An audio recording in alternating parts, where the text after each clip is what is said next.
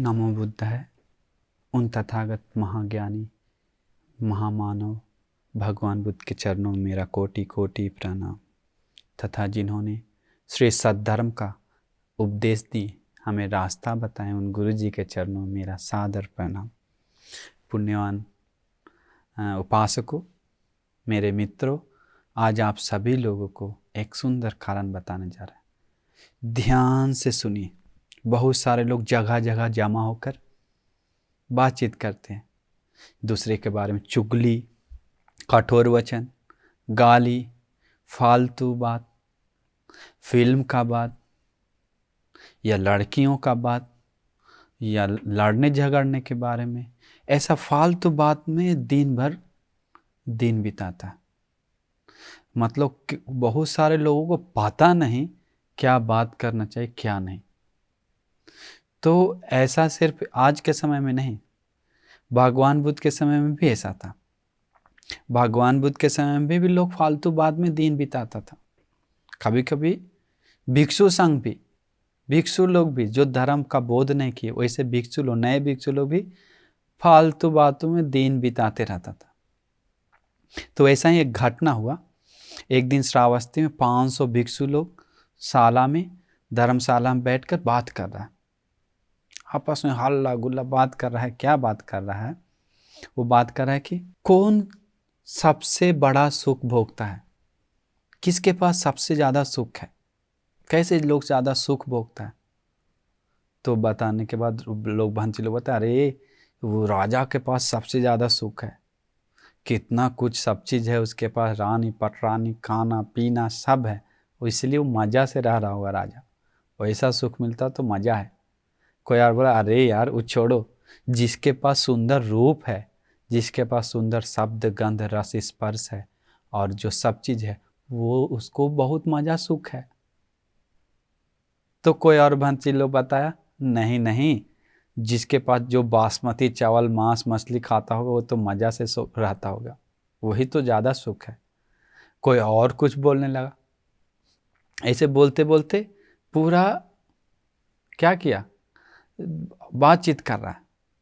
तो उसी समय भगवान बुद्ध वहाँ पर आ जाते हैं। भगवान बुद्ध बताते हैं, भिक्षु क्या बातचीत चल रहा था। फिर भगवान बुद्ध को बताया। देखिए भगवान बुद्ध का करुणा। भगवान बुद्ध बताएं, भगवान बुद्ध, हम लोग राजा के बारे में, आदि सुख के बारे में बात कर रहे थे, सबसे बड़ा सुख क्या है। तो भगवान बुद्ध बताएं, श्रद्धावान लोगों को, श्रद्धा से चीवर पहने हुए लोगों को ये बात करना सूट नहीं करता है, उचित नहीं है।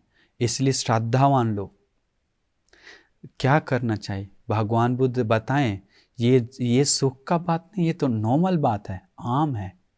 भगवान बुद्ध बताएं, सुखो बुद्धानं उपादो, भगवान बुद्ध का जन्म लेना सुख है।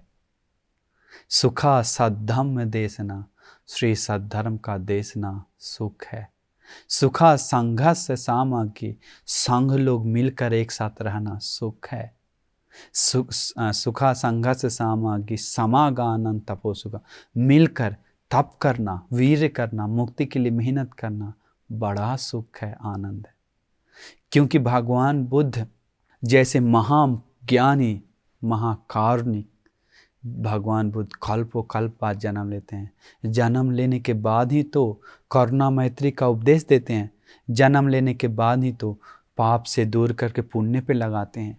जन्म लेने के बाद ही तो शील सुरक्षा करने के लिए, धर्म की रास्ता पे जाने के लिए बताते हैं। जन्म लेने के बाद ही तो मुक्ति का रास्ता बताते हैं।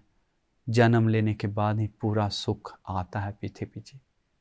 इसलिए तो भगवान बुद्ध एक सूत्र में अंगुत्तर निकाय बताते हैं कि एक पुग्गलो भिक्खय उपज्यमानो उपज्यति, बहुजन हिताय बहुजन सुखाय, अत्थाय हिताय सुखाय देव मनुष्याय।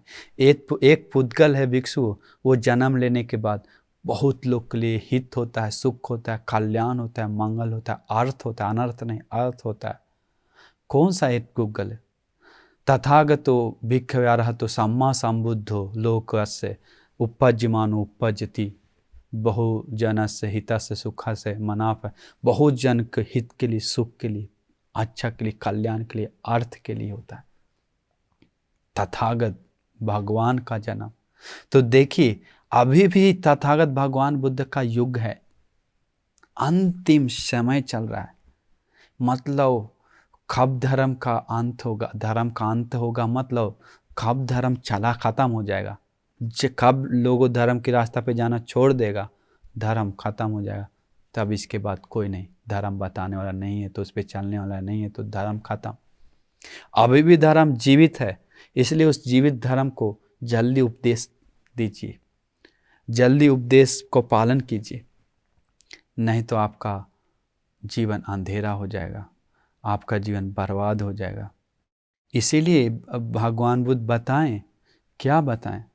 भगवान बुद्ध का जन्म सुखकर है, श्री सद्धर्म का देशना सुखकर है, आर्य महासंघ एक साथ मिलकर आना सुखकर है, सुखा संग से समागानन तपस्या, कोई मिलकर तपस करता है तो सुखकर है। इसका मिलजुल कर आना एक सुख का कारण है। आप सामान्य देखिए, लोग घर में कितना भी धन संपत्ति पैसा हो, अगर मिलजुल कर नहीं रहता है तो क्या सुख है वहाँ? नहीं, कोई सुख नहीं। इसीलिए दूध पानी जैसे एक साथ मिलजुल कर रहता है, वैसा ही आप लोग आपस में माँ पिताजी भाई बहन मिलजुल कर रहना चाहिए, एक का एक बात मानना चाहिए, विश्वास करना चाहिए, विश्वास नहीं तोड़ना चाहिए एक दूसरे पे, नहीं तो सुख खत्म हो जाएगा, छीन जाएगा। इसीलिए आप सभी लोग सुख चाहिए तो मिलकर तप कीजिए, धर्म का आचरण कीजिए और एक दूसरे पे विश्वास कीजिए, मिलजुल कर रहिए, भगवान का धर्म सुनिए और उस पर चलिए। उसके लिए आपको भाग्य मिल जाए करके हम पूरा आशीर्वाद करते हैं। नमो बुद्धाय।